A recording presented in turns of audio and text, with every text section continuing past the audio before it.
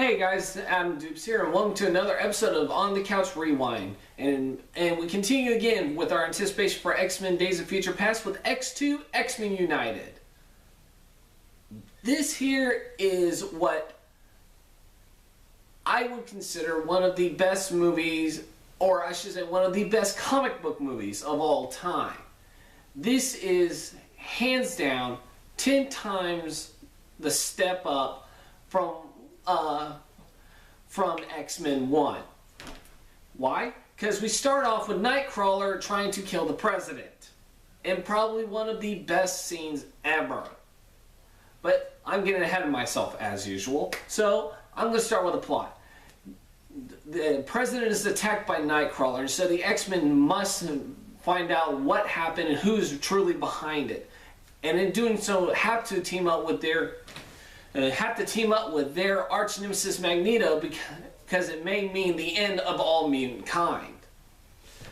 And so, like I said, this is 10 times a step up of the first movie. This is really one of the best superhero movies of all time. I mean, not only is the story even better, but so is the special effects and the fight choreography, which was a problem I had with the first one after watching it again. Yeah, I mean, even especially the teleportation special effects are really good this time around. Which is amazing because you're incorporating acrobatics with special effects, which I don't think anyone's really ever done before. So seeing that opening scene is just beautiful. and having Nightcrawler just beat the shit out of Secret Service while Mozart is playing in the background makes it even better. Also, casting Alan Cummings as Nightcrawler, I don't think anyone can top that. I mean, granted, yeah, you can pick someone, but not like Alan Cummings. Definitely not like Alan Cummings as Nightcrawler. There's no beating that. All right. Also, returning cast. As always, Hugh Jackman is really great. And we even get to see Wolverine do his berserker rage in the X-Mansion, just killing the shit out of Black Ops dudes, just murdering them, which is something we don't really get, which is something we didn't see in the first movie. We didn't see him get to murder a bunch of people. This time we do.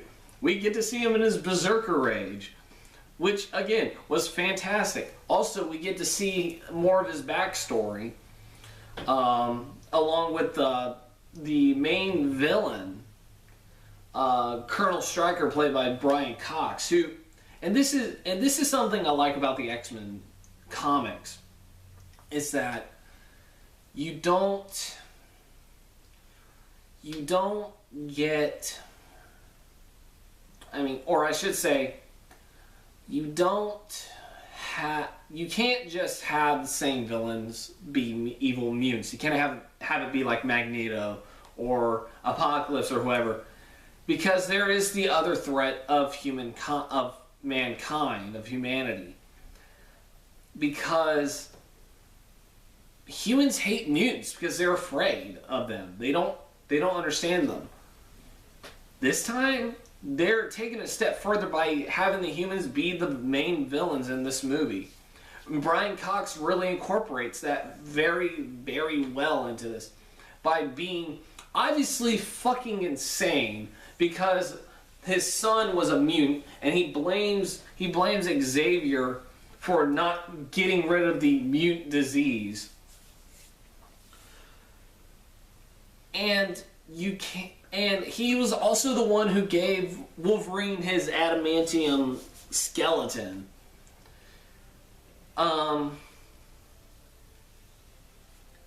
So yeah, and that's the thing about the comic. This is like where I actually like this, where I think the X-Men stories, especially in the comics, really soar, is when the humans are the villains, because it incorporates that humanity aren't just the guys that the X-Men are trying to trying to get to like them or coexist with, because humans don't, because it's very evident humans don't want to coexist.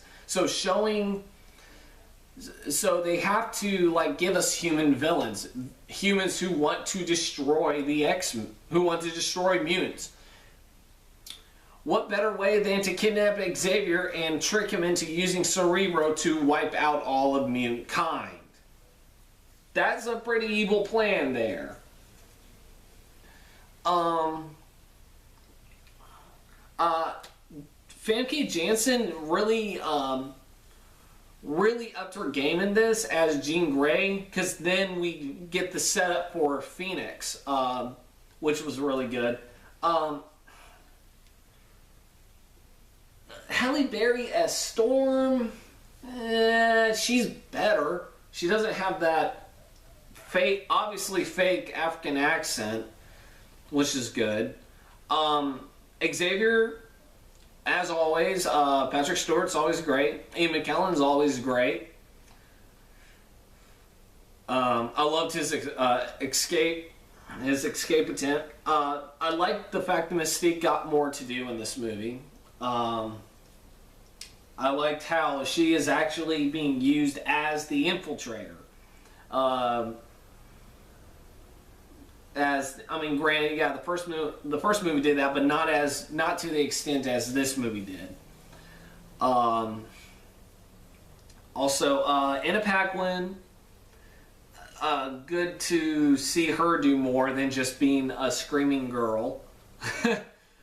And of course, we also get Pyro, he's a dick, which he is in the comics. But nice to see, like, sort of hinting at why he is. And dude playing him is a good actor. I can't remember his name now, which I'll probably remember when I review X3. And Sean Ashmore as Iceman. Again, I'm glad they gave him more to do, because he's a character that really needed it. One thing I was disappointed though was James Marsden. His role was really, really reduced, which is a shame. Which isn't going to help in X3. But I really wanted to see more of James Marsden as Cyclops.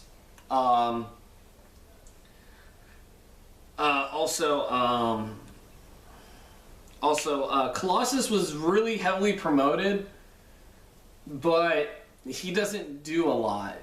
If anything, he's nothing more than a cameo, which is kind of sad, because the brief amount of screen time he's given being Colossus, he's awesome. God, I'm trying to think now.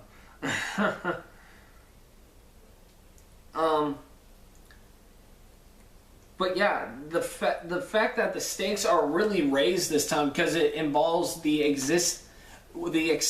possible extinction of all mutants, you really feel, because because again, this is kind of a metaphor for how regular people are trying to get rid of what they deem to be a problem in people they find to be different.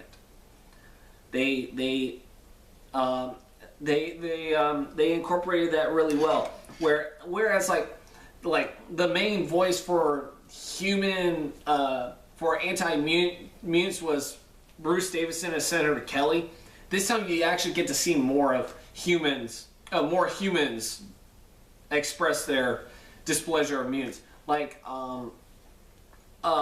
Iceman's family are, I wouldn't say they're anti-mutant, well, except for his dick of a brother, but they're very much they don't understand. They're not and they're not willing to understand. They don't hate Iceman for outing himself as a mutant. But they're very, very confused and scared that their son, and very visibly upset that that he's a mutant. They actually believe that it's their fault, or the mother thinks it's her fault. Which I actually like the line from Pyro saying, it's like, actually we found out the X gene is, the mutant gene comes from the male, so it's his fault. It's like, oh, divorce time.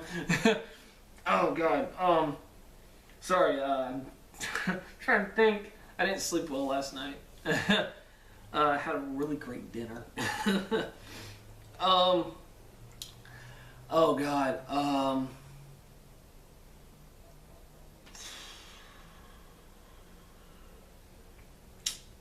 Trying to think. Who else was in this movie? Oh yeah, that's right. Kelly Hu as Lady Deathstrike. God, I love that woman. I mean, to me, she's sexy. She always will be. And god damn that voice. I love that voice. And I really wish there was more to her voice than what they were given. The fight scene, and again, like I said, the fight choreography in this movie is a lot better. The wire work isn't as choppy. The fighting isn't as I wouldn't say as rehearsed, but it isn't. It's very evident that they put a lot of effort into the fight choreography and the camera work and showing that.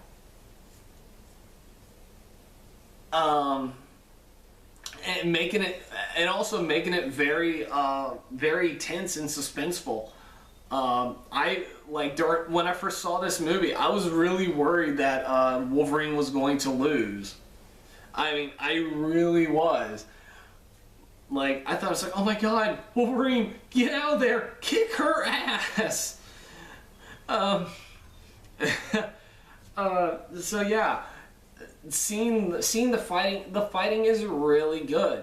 I wish some of the other mutants could display their powers more, like Iceman and Iceman really. But yeah. But other than that. But even then, everyone gets their moment to shine in this. And I mean everyone. No matter how brief it is. Even Cyclops gets a moment to shine even though he gets his ass handed to him. Magneto gets his moment to shine. Mystique gets her moment to shine. Wolverine definitely gets his moment to shine. Even Storm, one of the best scenes in this movie is Storm creating a legion of tornadoes, trying to get rid of a bunch of fighter jets, trying to take them down. That is, I mean, like I said, they're given moments to shine, and it's really good. And I'll say this too. This movie is also very much more of a GQ cover magazine than the first movie was. Everyone looks like freaking supermodels in this, which is funny. But yeah, with that said, I really love this movie. I love the story. I love the acting is just top notch in this. Everyone is comfortable in their roles this time around. And it's definitely hands down one of the best comic book movies of all time, and to me the best X-Men movie in the entire series.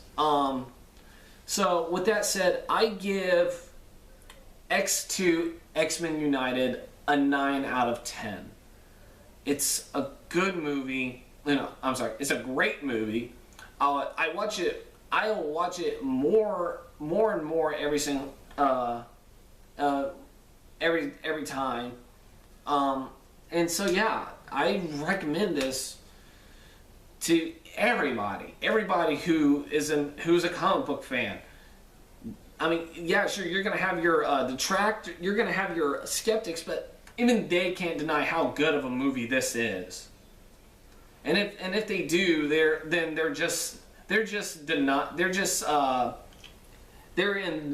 denial. That's what they are. They're in denial. So yeah, I'll be back with X-Men 3. Until then, bye.